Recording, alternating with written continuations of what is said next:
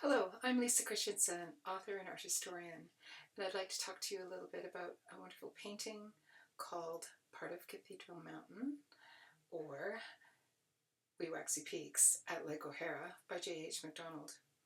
This painting's come to auction a number of times under its previous title, Part of Cathedral Mountain or Cathedral Mountain. It actually depicts Wiwaxy Peaks from a point on the cliffs above Schaeffer Lake, which is in the valley across the way, looking out over Schaeffer Lake towards the Wiwaxy Peaks.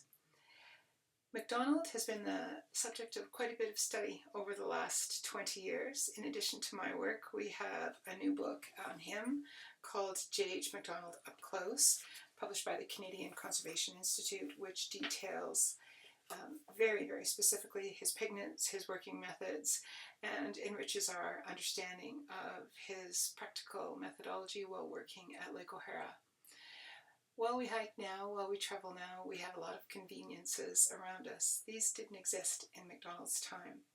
He hiked at will. He went basically wherever he wanted to at Lake O'Hara. He wasn't required, as we are now, as custodians of this very special protected place at Lake O'Hara, to stay on trails and restrict ourselves to those areas in the Canadian Rockies. In MacDonald's time, he had a lot more freedom, and he was a very capable scrambler and scrambled all around at Lake O'Hara, up creek beds, down goat paths, across scree, openly across meadows, walking across what we now understand to be very fragile places in the Canadian Rockies. He did this at will, and that was what allowed him to attain a lot of the vistas that are much more hard for us to access by following the rules these days. But we know that MacDonald did this, and this beautiful vista looking out towards Wiwaxy Peaks is another one of his joyous paintings of Lake O'Hara. One of the things that attracted me to MacDonald in the very beginning was not only a shared love of place, my affection for the Canadian Rockies, and my love of mountain painting, but his very practical way of approaching the scenery of the mountains. He found, like other members of the group of seven, that mountains were much too big to get into a small planar sketch, and that in order to cope with that scenery, he had to change his approach to mountain painting. In my book on J.E.H MacDonald, as well as this new book from CCI, we have a full transcription of MacDonald's sketching notes that he developed during the period of time that he was working in the Rockies. He talks about his palette. He talks about very specific colors that one would want to use. He talks about the practicality of sketching. There was no lightweight carbon fiber hiking poles. There weren't any compact, lightweight pieces of gear that you could use for hiking in the Canadian Rockies. It was all wood and metal and canvas and leather. And so can you imagine hiking today and having not only to carry all of your own gear for bad weather and to be prepared for what the day might bring, but enough materials to sketch and take in the very varied scenery at Lake O'Hara, as well as whatever the weather might bring. And any of us know, mountains aside, that the weather can change in an instant. I really love what MacDonald had to say about the effusiveness of mountain scenery, about how quickly it changed and what his goals were in painting. I liked how he talked about getting the effect. It goes the quickest. Objects remain and can be studied at leisure if need be. And about trying to have an idea in your mind of the sketch. One of the things that I learned when I was reading this new book from the CCI was the full name of an artist, Anna Boberg, who in the handwritten pencil transcriptions that I looked at, I wasn't able to decipher 20 years ago when I did my initial research. And Anna Boberg has become a bit of a fascination of mine. She was a Swedish artist who traveled to Norway and discovered the Lofoten Islands in about 1901. And she was absolutely profoundly impacted by the landscape that she had seen there. I was lucky myself to visit the Lofoten Islands this time for the first year, and gained an understanding of the impact that this place has on her.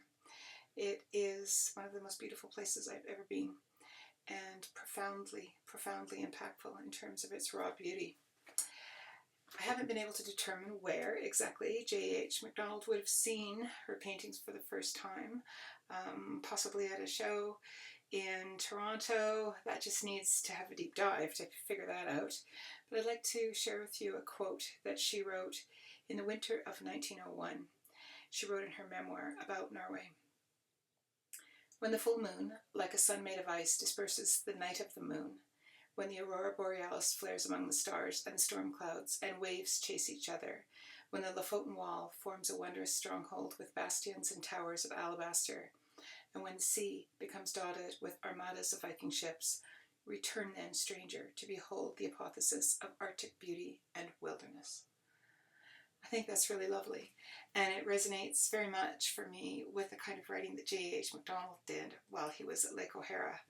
I often think of things that he said, his poetry, his reference to the green of the lakes being malachite or jade or mermaid's eyes, all of those beautiful poetic things that he wrote when he was responding to the scenery for the very first time, and then again with such increasing and anticipatory enthusiasm every year when he returned there to paint.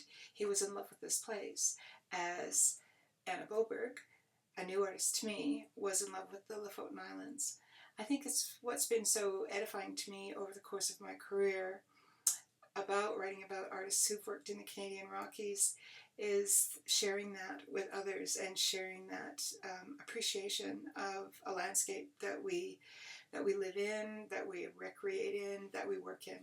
And J.E.H MacDonald's Lake O'Hara work is particularly important because of his obsessive interest with the place. Something else that MacDonald wrote in his sketching notes, sketching, by the way, which he called the first outdoor sport. Number one should be leisure, nature study next, and enjoyment third.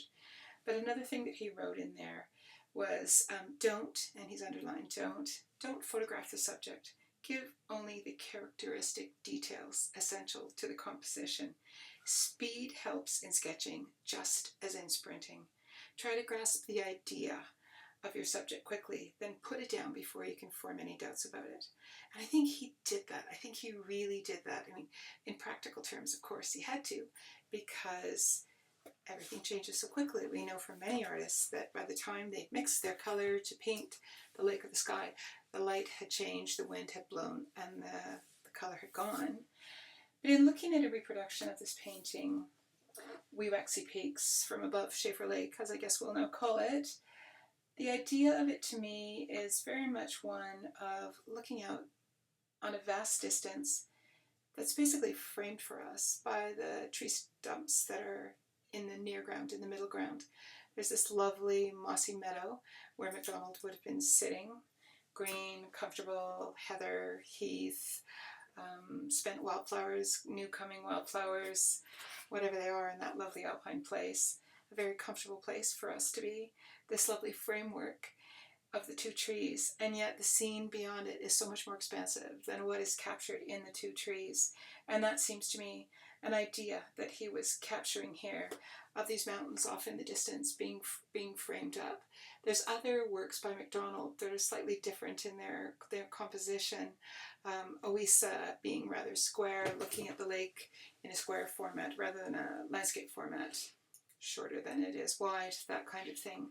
And I think that's quite unique about this charming little work, that we have this, almost this little vignette in the middle that's been framed for us with wonderful peaks in the distance.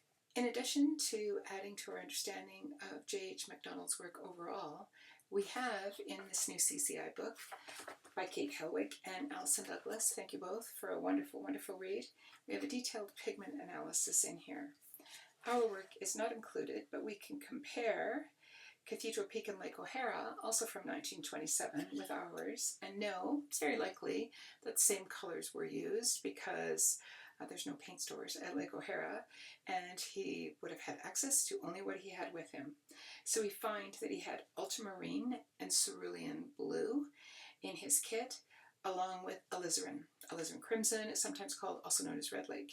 And it's the combination of those colors those particular pigments that MacDonald mixed on the work generally didn't mix, and described in his writing as not mixing pigments together on the palette, but mixing them together on the work.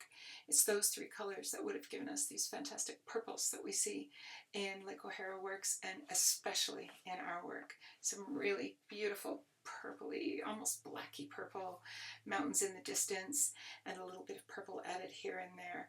I find that color very appealing when I see it.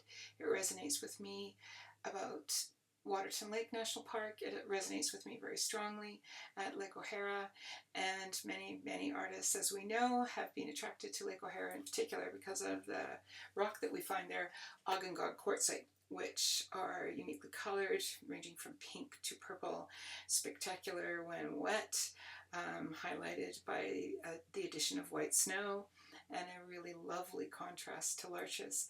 And that's something that we find a lot of in J.E.H MacDonald's work, is the purple contrasting with larches in all their various seasonal colors, right from appley limey green to the saffrony golds of fall, which left us behind about 3 weeks ago in the Canadian Rockies.